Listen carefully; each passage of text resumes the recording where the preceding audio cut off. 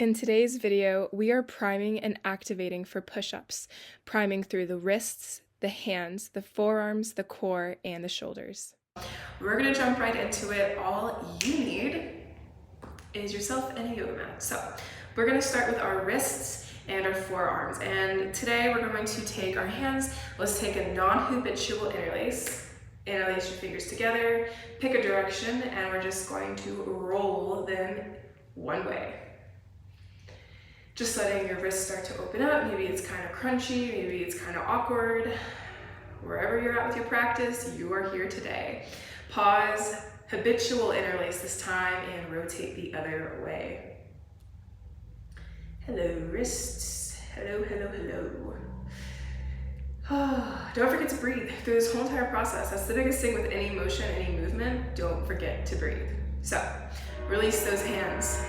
We have a beautiful train in the background. Love that train.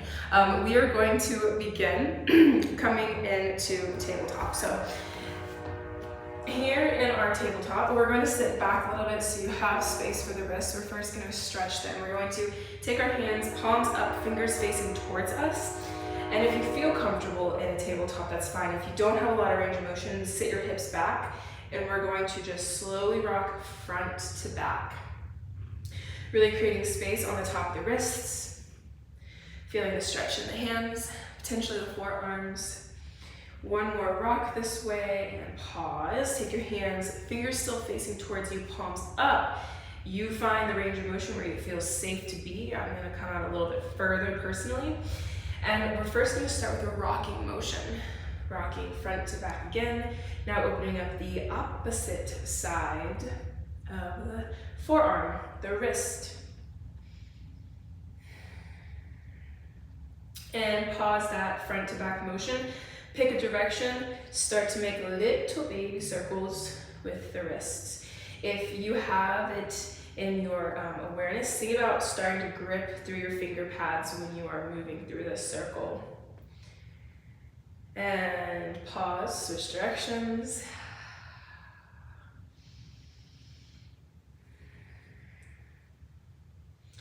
And we are finished there. Take your hands back to neutral, into tabletop. And it's time to start getting the fingers actually activated.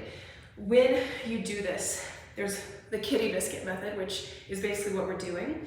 But the biggest thing I want you to remember is this. Think about you're pulling a stress ball away from the ground, like you are trying to knead dough, and just start to grip through those finger pads all the way up into the fingertips, noticing how you can activate all the little muscles in your hands. If you don't use your hands a lot, this might feel not natural. If you do use your hands a lot, I'm talking artists, massage therapists, anything like that, you might feel a little bit more connected. A few more kitty biscuits per side, that idea of a stress ball in the hands. We're going to continue with that stress ball method right here. Last kitty biscuit, finish up, sit back on to your feet. Here we go.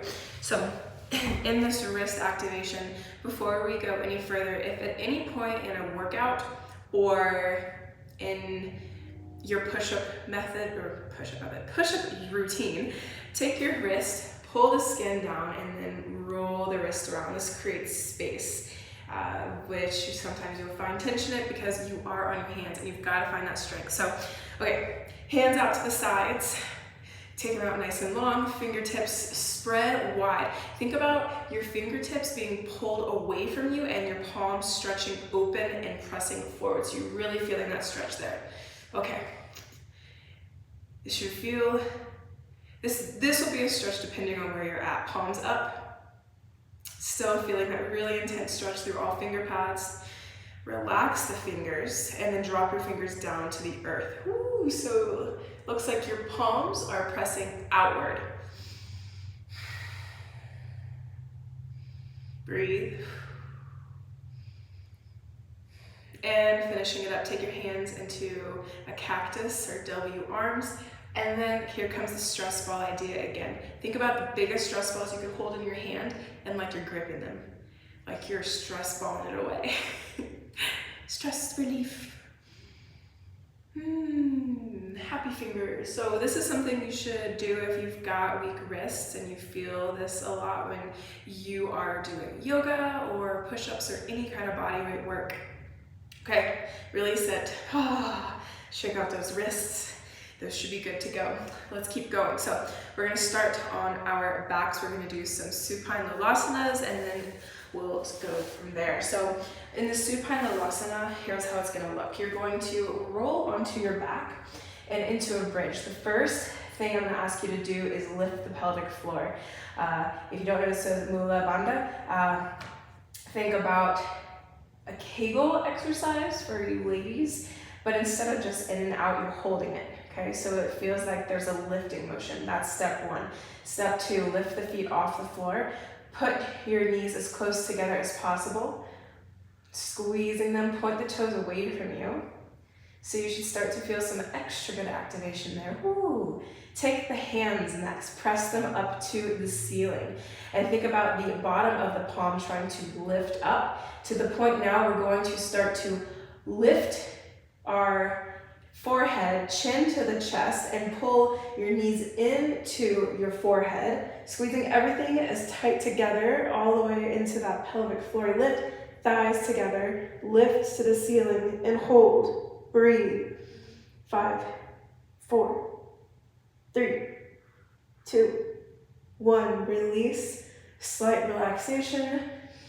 And again, lift, pull everything, squeeze the pelvic floor, inner thighs together, palms to the sky, forehead to the knees, hold.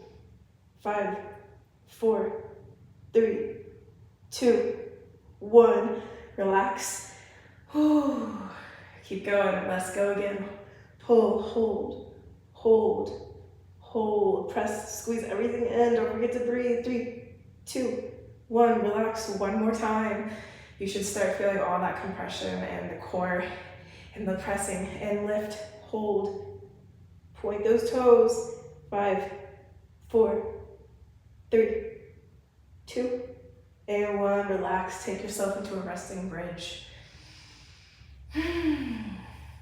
That should have brought some heat to the body. Now we're gonna move into a bridge snow angel. So in this bridge position, you're gonna take your hands out to the sides in a W. If you end up out here, and depending on your range of motion, you might not come down as far. That's okay. You're trying to get here into this W. Press your low back into the earth so the whole spine is connected on the ground. And then from here, you're going to reach those hands straight up above you. And then back to that W. And you can even trace those hands down like you're trying to touch your feet. And then back through the W and press those arms up.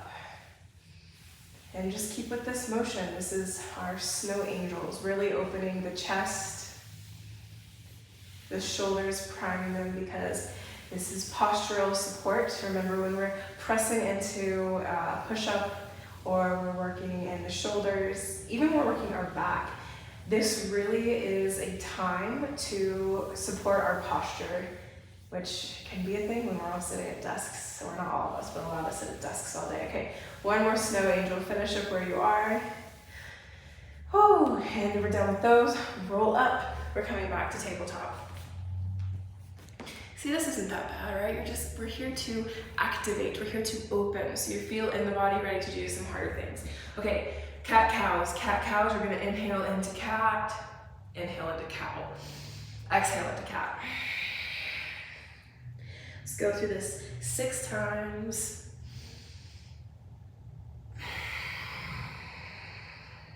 If you aren't already, grip through those finger pads, connecting with those stress volley motions that you've been doing. Don't forget to breathe. 3 more.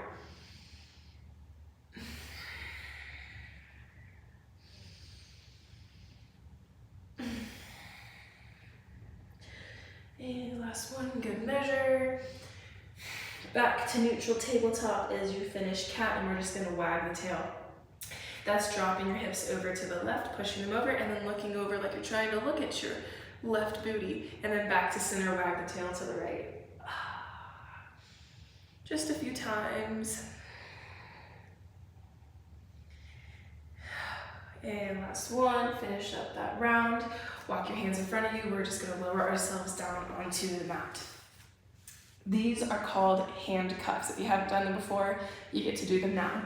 You start with your hands behind your back, the small of the back, like you're literally in handcuffs, palms up. You're gonna extend your hands out behind you. When you get into the T shape right here, you're going to rotate your hands around so now your palms are still facing up, but your pinkies are leading.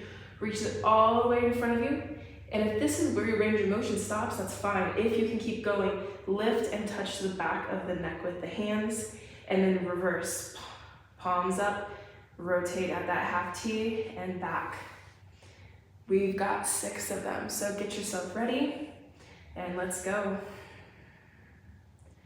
Rotate all the way through, just 6.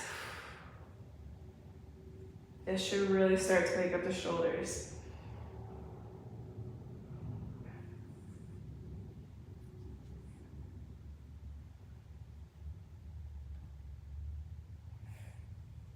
Should be about halfway.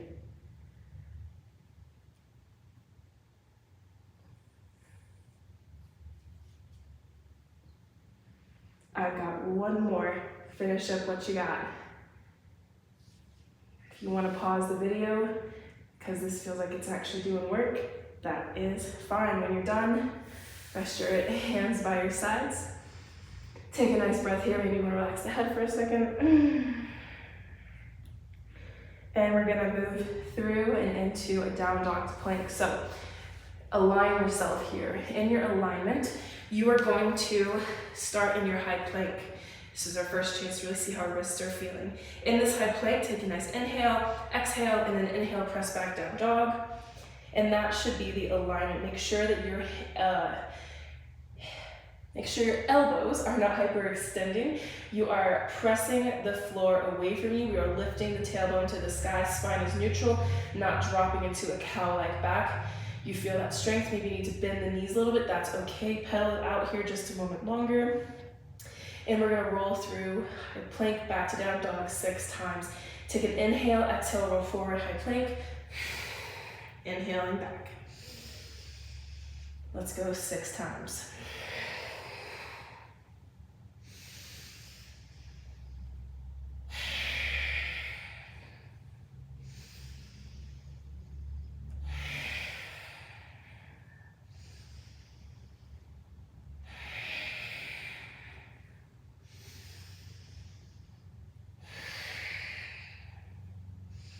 And that was your last one. Go ahead, drop the knees, and you are good to go. Out of all the things you just did, keep in mind what felt the most activating and supportive for a warm-up that was both dynamic, opening, and activating. And I look forward to seeing you in the next video.